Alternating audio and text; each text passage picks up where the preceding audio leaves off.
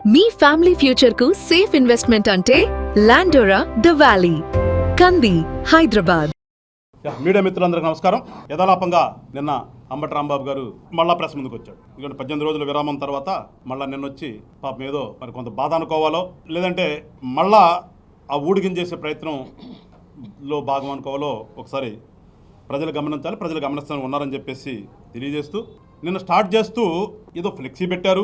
ఆ ఫ్లెక్సీని తీసేయమని చెప్పాను. ఇది ప్రజాస్వామ్యంలో మంచి పద్ధతి కాదని చెప్పాను. నేనే తీసేయాలంటే నాకు పెద్ద పని కాదు, కానీ అట్లా చేయకూడదు కాబట్టి వాళ్ళని తీయమని చెప్పేసి వెళ్ళాను. రెండో రోజు మా నాయకుడైనటువంటి జగన్మోహన్ రెడ్డి గారు నాకు పిలిపించాడు రాష్ట్ర వ్యాప్తంగా పిలుపులో భాగంగా అన్ని వెంకటేశ్వర స్వామి టెంపుల్స్ దగ్గర పూజలు చేయమన్నారు.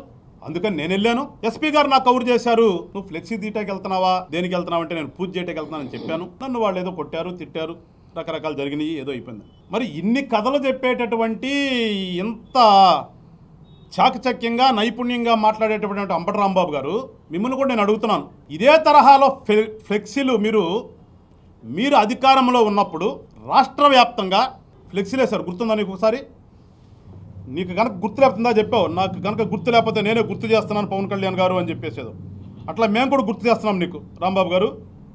ఇంతకుముందు కూడా చెప్పాను, ఇంతకుముందు కూడా ఆల్రెడీ దీని గురించి మాట్లాడాను. ఇంతకుముందు కూడా మీ యొక్క ఇవన్నీ అప్పుడు కూడా మాట్లాడాను. పేదలకి పెత్తందారులకి యుద్ధం మీరు అధికారంలో ఉన్నప్పుడే, మీ నాయకుడు ముఖ్యమంత్రి, నువ్వు మంత్రిగా ఉన్నప్పుడు పేదలకి పెత్తందారులకి మధ్య జరిగే యుద్ధం. దీంట్లో ఏంటి, నువ్వేదో పోటుగాళ్ళలాగా మీ నాయకుడు చంద్రబాబు నాయుడు గారిని మోస్తున్నట్టుగా పవన్ కళ్యాణ్ గారు పల్లకీలు పెట్టి రాష్ట్ర వ్యాప్తంగా కట్టారు. ఒకసారి గుర్తు తెచ్చుకోండి. అట్లానే 3 రాజధానులనే ఒక ఆట ఆడి మీరు ఆ రాజధాని ప్రాంతంలో దిష్టి బొమ్మలు పెట్టారు. పవన్ కళ్యాణ్ గారి, చంద్రబాబు నాయుడు గారి, రామకృష్ణ గారి, బీజేపీ వాళ్ళు అందరూ పెట్టారు. ఒకసారి చూసుకోండి రాంబాబు గారు, మీకు కూడా పంపిస్తాను, ప్రింటులు తీసి పంపిస్తాను ఒకసారి. అన్నీ రాజధాని ప్రాంతంలో పెట్టి జుగుత్సాకరంగా దీని మీద క్యాప్షన్స్ కూడా రాశారు. అట్లానే మీరు సిద్ధమని సభలు పెట్టి, సిద్ధం సభల్లో ఎయిర్ బెలూన్స్ పెట్టి ఆ బెలూన్స్ మీద పవన్ కళ్యాణ్ గారి ఫోటోలు ఎతికించి, చంద్రబాబు నాయుడు గారి ఫోటోలు ఎతికించి మీ కార్యకర్తలతో తన్నిచ్చారు. మరి కొంతమంది ఉంటారు కదా ఔత్సాహికులు, పాపం వాళ్ళు చెప్పులతో కూడా కొట్టారు మీ సిద్ధం సభల్లో. గుర్తుందా? మరి అప్పుడేమైపోయింది పాపం ఈ ప్రజాస్వామ్యం? అప్పుడు గుర్తురాలా నీకు? నువ్వు పెద్ద మనిషి కదా, నీకు అన్నీ గుర్తురావు. నీకు తెల్లబడిపోయింది కదా, ఎవరైనా గుర్తు చేయాలి మళ్ళీ నీకు. అందుకని నేను గుర్తు చేస్తాను ఇప్పుడు నీకు. మీరు చేసినటువంటి పాపాన్ని మేము వ్యంగ్య రూపంలో పెట్టలా, వాస్తవంగానే పెట్టాం. వ్యంగ్య చిత్రాలైలా వాస్తవంగానే ఉన్నటువంటి మీ నాయకుడు యొక్క ఫోటోనే పెట్టాం. అక్కడ పెట్టి మీరు చేసినటువంటి పాపాన్ని రాష్ట్రానికి తెలియజేసే భాగంగా తెలుగుదేశం వాళ్ళు పెట్టారు. అది నువ్వు మన ఆ రోజు నీకేమైంది?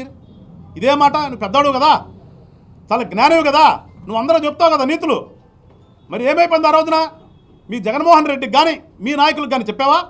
పైపెచ్చు మా కార్యకర్తలు ఎక్కడైతే మా పవన్ కళ్యాణ్ గారిని కించపరుస్తూ మీరు పెట్టారో అక్కడ తీసేయండి అని మిమ్మల్ని అడిగితే కేసులు పెట్టారు. ఇవాళ కేసులు పెండింగ్ ఉన్నాయి.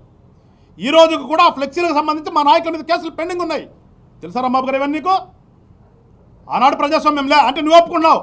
మీ యొక్క పరిపాలన 5 సంవత్సరాల్లో ప్రజాస్వామ్యం లేదు ఈ రాష్ట్రంలో. మీ ఇష్టానుసారంగా చేశారు. అందుకనే ఎప్పుడు ఇట్లా చూపిస్తే ఇవన్నీ మన వెనక తిరుగుతాయి. పెద్దలు చెప్పే సామెతలు అయ్యే, ఈ కేలు పెడితే అంట 4 వెనక చూపిస్తాయి అంట. నీ 4 నీకు వెనక చూపిస్తున్నాయి. నీ 5 సంవత్సరాల్లో నీకు ప్రజాస్వామ్యం అంటే తెలియదు. నీకు నీ ఇష్టానుసారంగా చేశారు మీరు. అందుకే కదా ప్రజలు 151 నుంచి తీసుకొచ్చి 11 దగ్గర కూర్చోబెట్టింది. నేను ఇంకా గుర్తు చేస్తాను నీకు. ఇంకేదో మాట్లాడుతూ చెప్పుకొచ్చావు.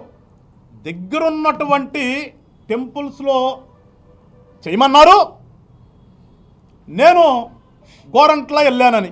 నువ్వు గొడవ చేయడానికి కాకపోతే గోరంట్ల నీకేం పని? నీ ఇంటి పక్కనే ఉంది బృందావన్ గార్డెన్స్లో టెంపుల్, నీకు దగ్గరే ఉంది కదా. లేదు, నీ ఇంటి ముందుకు వెళ్తే ఎస్విఎన్ కాలనీలో ఒక టెంపుల్ ఉంది. పెద్ద టెంపుల్స్ అవి కూడా, వెంకటేశ్వర టెంపుల్స్ పెద్ద టెంపుల్సే. మరి నువ్వు ఎన్ని కాదు అనుకుని ఎక్కడో గోరంట్లో ఎందుకు పోయి? నువ్వు గొడవ చేయడానికి ఎక్కడ వెళ్ళింది? సృష్టించడానికి ఎక్కడ గొడవలు? ఇవాళ వచ్చేది కాకమ్మ కథలు చెప్తావు అబ్బా రాంబాబు గారు. అంటే నువ్వేదో చెప్పంగానే తలబొచ్చాడు అయిపోయావు కాబట్టి నేను పెద్దల కింద లెక్కేసుకుని ఏదో ఒక మహర్షిలాగా నిన్ను అనుకుని నేను నమ్మేస్తారేనా? అని నిన్ను ఎట్లా నమ్ముతారు అసలు? నిన్ను నమ్మే రోజు ఏనాడు పోనీ కదా రాంబాబు గారు. కానీ మాట్లాడే ముందు ఏదైనా సరే నేను చెప్పిందే పరమావధి, నేను చెప్పిందే వాస్తవం, ఎదుటోళ్ళు మాట్లాడే ఎన్ని ఇక్కడ అవాస్తవాలు అని ఏదో దీర్ఘాలు సటైరిక్గా మాట్లాడితే రాంబాబు గారు మిమ్మల్ని ఎవరు నమ్మరయ్యాలా? మిమ్మల్ని వాళ్ళ రాష్ట్రంలో అయ్యో పాపం అన్నటువంటి ఒక్క వ్యక్తి ఉన్నాడా? నాకు తెలిసి మీ పార్టీలో కూడా లేరు.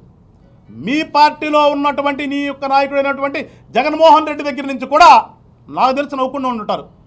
నీ మీద జరిగిన దాడికి మేమెవరో కాదు ఖండించాల్సింది, నీ మీద జరిగిన దాడికి మీ నాయకులే నవ్వుకుంటూ ఉంటారు. మళ్ళా చెప్తున్నా, ఎప్పుడూ కూడా పవన్ కళ్యాణ్ గారు దాడులు చేయమనే సంస్కృతి కాదు. దాడులు ఎప్పుడూ ఖండిస్తాం మేము, ఎక్కడా కూడా దాడి జరగకూడదు ప్రజాస్వామ్యంలో అనే మేము చెప్తాం. కానీ నువ్వేదో మాట్లాడుకుంటూ వస్తున్నావు. పవన్ కళ్యాణ్ గారు ఏదో అన్నారు, నువ్వేదో మీరు పిచ్చి పిచ్చి మాటలు మాట్లాడితే దాడులు చేయరా అన్నారు. ఇదేనా నువ్వు డిప్యూటీ సీఎం కూడా చెప్పాల్సిందే అంటావు? గుర్తుందా నీకు రాంబాబు గారు? గుర్తుందా నీకు? మీరు అధికారంలో ఉన్నప్పుడు ఏమేం మాట్లాడారా మీరు పవన్ కళ్యాణ్ గారి గురించి? ఆ రోజు గుర్తురాలేదు ఇవన్నీ నీకు? ఆ రోజు గుర్తురాలేదా? ఏదో పైపై చెప్పొచ్చో ఏదో. పవన్ కళ్యాణ్ గారు మీరు మాట్లాడలేదా? మీ యొక్క ఆఫీస్లోని మీటింగ్ పెట్టి మీరు బూతులు తిట్టలేదా? అప్పుడు ఆ బూతులు తిట్టినాళ్ళలో నేను కూడా ఎమ్మెల్యేగా ఉన్నాను కదా.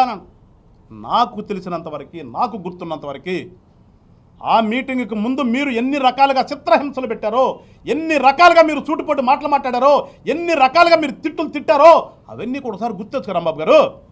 నీకు గుర్తులేదు, నేను గుర్తు చేస్తా. నీకు గుర్తులేదు, నేను గుర్తు చేస్తా. కాకినాడ సాక్షిగా ఒక పక్కన మీ ఎమ్మెల్యే చంద్రశేఖర్ రెడ్డి, ఒక పక్కన మీ ఎంపీ వంగ గీత, మీ నాయకులందరినీ పెట్టుకుని ఒక పెద్ద వ్యాన్ ఎక్కి మళ్ళీ కింద నుంచి తినపడదామని పెద్ద వ్యాన్లో నుంచి మీ చంద్రశేఖర్ రెడ్డి ఆ రోజున కాకినాడ సాక్షిగా ఏం మాట్లాడాడు పవన్ కళ్యాణ్ గురించి? ఎక్కడ పెట్టుకున్నాడు చెవులు? వినపడదా నీకు? ఆ రోజున లంచాడే మరి గురించి తిట్టినప్పుడు మా నాయకులు మళ్ళా వెళ్తే ఏ రకంగా మీరు కొట్టి దాడులు చేసి కేసులు పెట్టారు గుర్తులేదు రాంబాబు గారు? ఏమైపోయింది ఆ రోజు నీ విఘ్నత? ఏమైపోయింది ఆ రోజు? చెప్పాను నువ్వు ఎవరికన్నా? అరే మీరు తిట్టడం పద్ధతి కాదురా, నా కులపాడు పవన్ కళ్యాణ్ తిట్టొద్దని ఎప్పుడన్నా చెప్పా? మాట్లాడావు నువ్వు ఎప్పుడన్నా? ఇయ్యాలేదో నీకు కులం గుర్తొచ్చిందా? ఇయ్యాల కులం గుర్తొచ్చిందా నీకు? నాగబాబు గారు వచ్చి అసలు కులమే కాదని అన్నారంటే నాగబాబు గారి కంటే ముందే మేమన్నాం అసలు నీకు కులానికి సంబంధమైన మేము అన్నాం. వాస్తవం కూడా అది. ఎట్లా కొలపడవుతాను? ఎట్లా కొలపడవుతాను? ఓ పక్కన నీ సొక్కా మీద ఎవడు చేసుకోడు, ఓ పెద్ద ఫోటో పెట్టుకున్నావు జగన్మోహన్ రెడ్డిది. అదేమిటో నాకు 68 సంవత్సరాలు, నేను 89 నుంచి ఎమ్మెల్యే అయ్యాను రాజకీయాలు అంటున్నావు. మరి ఎక్కడ చూడలే నేను, ఏ రాజకీయ నాయకుడిని చూడాల, ప్రపంచంలో చూడాల, రాష్ట్రం కదా ఎక్కడా చూడాల. ఒక రాజకీయ నాయకుడు ఇంకో రాజకీయ నాయకుడు యొక్క ఫోటోని షర్టుల మీద అతికించుకుని తిరిగేవాడిని నిన్నే చూస్తున్నాం. ఎట్లా అవుతాను? ఏ రకంగా అవుతాను? ఏ రకంగా కొలపడవుతాను? కాదని నువ్వే చెప్పావు కదా. ఇవాళ కుక్క అంటాం కాదు, నువ్వు ఇంతకుముందే కుక్క అన్నావు నాకు తెలుసు. నేను జగన్మోహన్ రెడ్డి ఇంటి దగ్గర కుక్కనే, అతనికి బానిసనే అన్నావు. మరి ఎట్లా అవుతావు వెళ్ళను? ఎట్లా కులం నీకు ఇప్పుడు గుర్తొస్తుంది నీకు? నువ్వు పవన్ కళ్యాణ్ గారిని నీ నాయకులు నీ పార్టీలో ఉన్నవాడు రకరకాలు తిట్టినప్పుడు నీకు కులం గుర్తురాలా? అప్పుడు పవన్ కళ్యాణ్ గారు నీ కులం కాదు, లేదంటే పవన్ కళ్యాణ్ గారికి కులం లేదు. కానీ ఇవాళ నిన్ను మీదకి ఎవరో వస్తే దానికి మాత్రం నువ్వు ఇవాళ వచ్చేసి నేను కులపాడు కాదా, నాగబాబు గారు నన్ను కులపాడు కాదంటారా? నేనంటాను నువ్వు కాదు, నువ్వు ఎప్పుడూ కాదు. నువ్వు ఎప్పుడైతే 89లో రేపల్లలో గెలిచి ఆ రోజున నీ ఇంట్లో నీ కులస్తుండే వేరే వాళ్ళు చంపితే నువ్వు పారిపోయి వచ్చావో రేపల్ల నుంచి, ఆ రోజే నిన్ను కులం వెలివేసింది నిన్ను. ఆ రోజే నిన్ను రేపల్లలో కులం వెలివేసింది నిన్ను. ఆ రోజే నువ్వు భయపడి పారిపోయి వచ్చేవాళ్ళు ఏదో పెడుతున్నావు, ఏదో మాట్లాడితే ఇది ఒకటి నేర్చుకొచ్చాడు, తగ్గేది లేదని. ఏం తగ్గేది? ఏమో నీకు ఎంత భయమో మాకు తెలీదా? నీ గుండ్రాలు తెలియదేమో, లేకపోతే నీ నాయకుడు తెలుద్దాం. నువ్వు ఎంత పిరికాడువో రేపల్లలో పుట్టి పెరిగినటువంటి మాకు తెలుసు. మాకు తెలుసు నువ్వు పిడువగాడువో బలవంతుడువో నువ్వేంటో నాకు తెలుసు. నాకు నువ్వు వచ్చి ఇక్కడికి వచ్చి చెప్తావేంటి? నువ్వు ఆ రోజునే చచ్చిపోయావు కులంలో. ఆ రోజునే రేపల్ల వాళ్ళు నిన్ను ఎలివేస్తే నువ్వు ఇక్కడికి వచ్చేసి ఇక్కడి నుంచి వెళ్ళిపోయి సత్యనపల్లిలో నుంచి నువ్వు గుంటూరులో కాపురం పెట్టినాడు. నువ్వు వచ్చి ఇవాళ నేను కులపండు కాదంటే మళ్ళా చెప్తున్నాను, నీకు కాపు కులానికి సంబంధం లేదు. నువ్వు ఎవరి దగ్గరికో పోయావు, అరువు పోయావు. అరువు పోయినటువంటి నువ్వే ఒప్పుకున్నావు కింద కూడా. నా ఇంట్లో 8 మంది ఉన్నాం, 8 మందిలో మేము 6 కాపులమి అంటే ఇద్దరు ఎవరు మరి? నువ్వెట్ట కాపులు అవుతాడు మరి? నువ్వే చెప్తున్నావు కదా 8 మందిలో మేము 6 మేను 2 కాదని చెప్తున్నావు కదా. మరి నువ్వు ఎప్పుడో సంక్రమం అయిపోయినాడు. నువ్వు ఎట్లా కుదురుతుందో అక్కడ మాకు.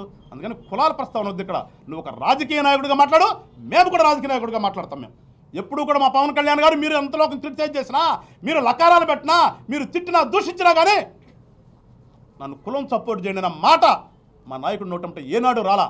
చూపిస్తున్నదిగా మాకు సిద్ధాంతాలు ఉన్నాయి. అక్కడ కులాల ప్రస్తావన లేని, మతాల ప్రస్తావన లేని రాజకీయాలు చేయాలని చెప్పేసి పవన్ కళ్యాణ్ గారు 7 సిద్ధాంతాలు పెట్టుకున్నటువంటి పార్టీ మాది. ఏమో సిద్ధాంతం లేనటువంటి పార్టీలో ఉన్నటువంటి నువ్వు వచ్చి పవన్ కళ్యాణ్ గారి గురించి మాట్లాడేటటువంటి నైతిక హక్కు కానీ అసలు ఆ ధైర్యం ఎక్కడిది నీకు? మేము స్వచ్ఛంగా ఉన్నాం. ఇప్పుడు కూడా రాజకీయాలంటే కుల మతాలకు అతీతంగా మనుషుల్ని మనుషులుగా గౌరవిస్తూ ప్రజాస్వామ్యంలో ప్రజాస్వామ్యంగా చేయాలని చెప్పేసి ఒక రాజకీయాల మార్పు తీసుకొద్దామన్న ఒక ఆలోచనతో పార్టీ పెట్టినటువంటి వ్యక్తి పవన్ కళ్యాణ్ గారు.